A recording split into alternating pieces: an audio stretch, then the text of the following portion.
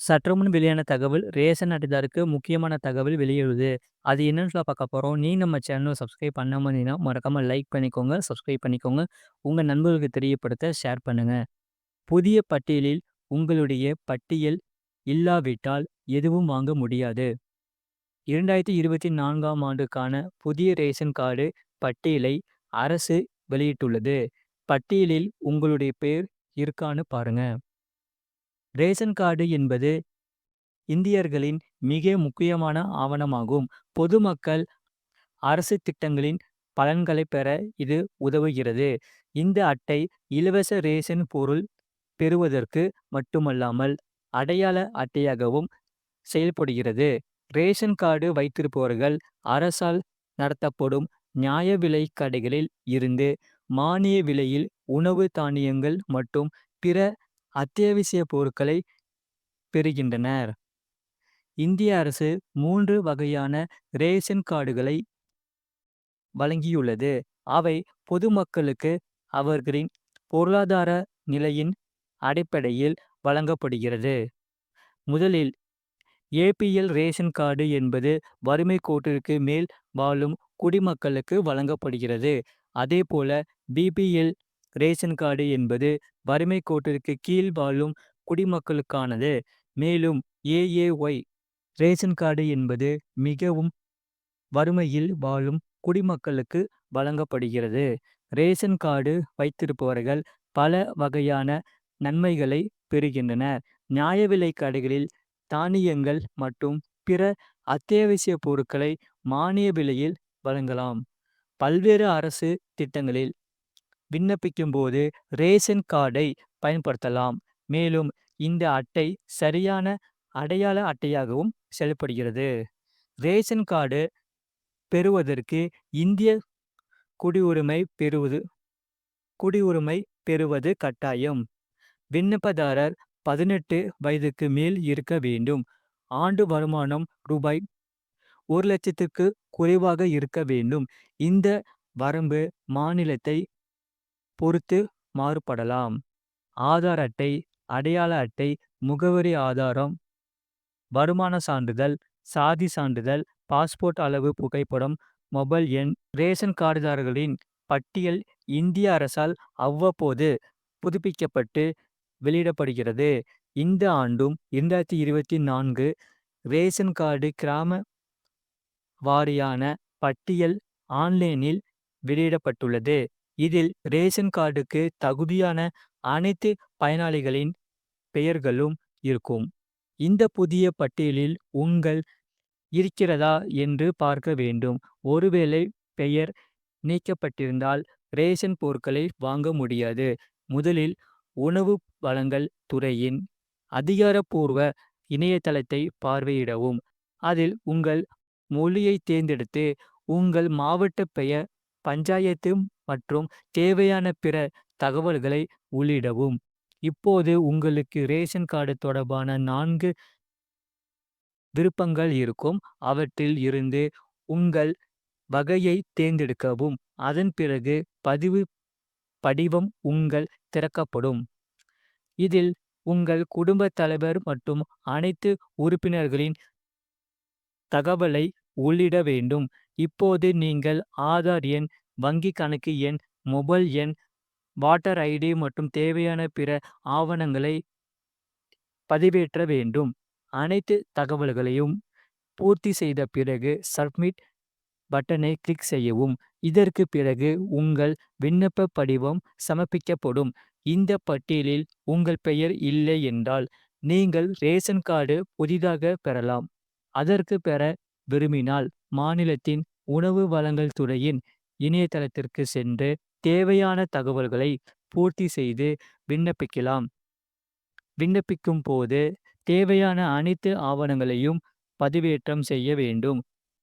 விண்ணப்பத்தை சமர்ப்பித்த பிறகு உங்கள் விண்ணப்பத்தின் நிலையை அவ்வப்போது சரிபார்த்து உங்கள் ரேஷன் கார்டு தயாரானதும் அதை பதிவிறக்கம் செய்யலாம். அது மட்டுமல்லாமல் மத்திய அரசு அனுப்பும் 2000 கோடி கிலோ அரிசி மற்றும் கோதுமை பயனாளிகளுக்கு முழுமையாக சென்றடையவில்லை என்றும், இதனால் அரசுக்கு ஆண்டுக்கு 69,000 கோடி ரூபாய் இழப்பு ஏற்படுவதாகவும் பகீர் தகவல் வெளியாகி இருக்கிறது. இந்திய விவசாயிகளின் நலனிலும் அவர்களின் நல்வாழ்விலும் மத்திய அரசு தொடர்ந்து அக்கறை காட்டி வருகிறது. அந்த வகையில் விளைபொருட்களை மத்திய அரசு கொள்முதல் செய்து நுகர்வோருக்கு மானிய விலையில் வழங்கப்பட்டு வருகிறது. அதேபோல ஏழை எளிய மக்களுக்கு அரசு அரிசி, கோதுமை போன்ற தானியங்களை இலவசமாக வழங்குவதற்கான மத்திய அரசு இந்திய உணவு கழகம் வாயிலாக மாநில அரசுக்கு அனுப்பி வருகிறது. அந்த வகையில் வருடத்திற்கு 5.24 கோடி டன் அரிசியும் 1.90 கோடி டன் கோதுமையும் அனுப்பி வைக்கப்படுகிறது. ஆனால் இதில் 28% மக்களுக்கு போய் சேருவதில்லையாம். கிட்டத்தட்ட 2 கோடி டன், அதாவது 2000 கோடி கிலோ அரிசி மற்றும் கோதுமை பயனாளிகளை சென்றடைவதில்லை என்பது ஆய்வில் ஒன்றில் தற்போது தெரிய வந்துள்ளது.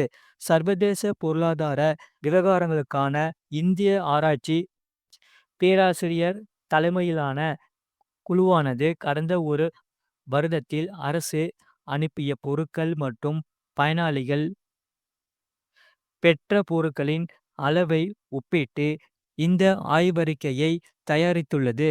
அந்த அறிக்கையில் உள்ளதாவது: ரேஷன் விநியோகத்திற்காக மாநில அரசுக்கு இந்திய உணவு கழக வாயிலாக அரிசி, கோதுமை உள்ளிட்டவற்றை மத்திய அரசு அனுப்புகிறது. இந்த ஆய்வு காலத்தில் 5.24 கோடி டன் அரிசி அனுப்பப்பட்டுள்ளது. அதில் 3.57 கோடி டன் மட்டுமே பயனாளிகளுக்கு சென்றிருக்கிறது. 32% அரிசி பயனாளிகளுக்கு சென்றடையவில்லை. 1.90 கோடி டன் கோதுமை அனுப்பப்பட்டதில் வெறும் 1.6 கோடி டன் மட்டுமே பயனாளிகளுக்கு கிடைத்துள்ளது. இதில் 15% இடைமாற்றப்பட்டுள்ளது. 3 முதல் மாவட்டங்கள். ஒட்டுமொத்தமாக இந்த அரிசி, கோதுமை, தானியங்களில் 28% அரசிடமிருந்து பயனாளிகளுக்கு செல்லும் வழியில் பலரால் அபகரிக்கப்பட்டுள்ளன.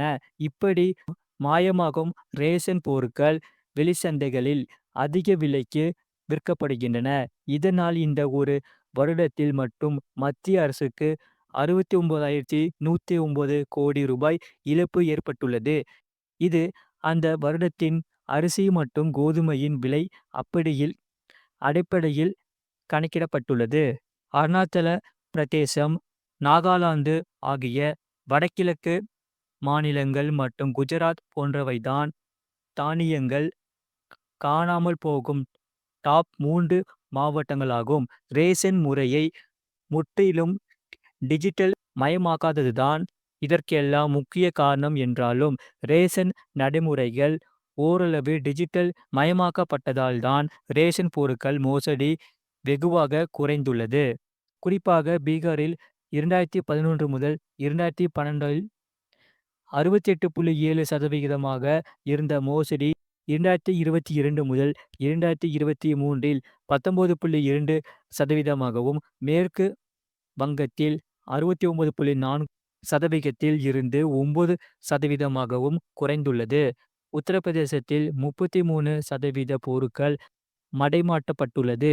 ஆனால் ரேஷன் பொருட்கள் மயமாவதில் உத்தரப்பிரதேசம்தான் முதலிடத்தில் உள்ளது என்று அந்த அறிக்கையில் தெரிவிக்கப்பட்டுள்ளது. இது போன்ற செய்திகளை உடனுக்குடன் அறிந்து கொள்ள மறக்காம சேனலை சப்ஸ்கிரைப் செய்யுங்கள். மற்றவர்களுக்கு தெரியப்படுத்த ஷேர் பண்ணுங்க.